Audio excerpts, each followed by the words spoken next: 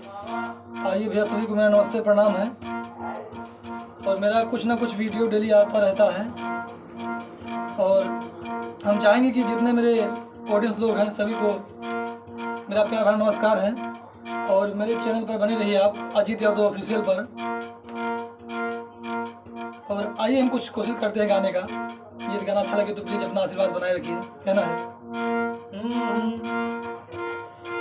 दर्द दिलवा में, दर्द दिलवा में उठेला सोरहो घड़ी, दर्द दिलवा में उठेला सोरहो घड़ी, याद तो हर सतावे ता हम का करी। दर्द दिलवा में उठेला सोरहो घड़ी, दर्द दिलवा में उठेला सोरहो घड़ी, याद तो हर सतावे ता हम का करी। दर्द दिलवा में उठेला सोरहो घड़ी, याद तो हर सतावे ता हम का करी।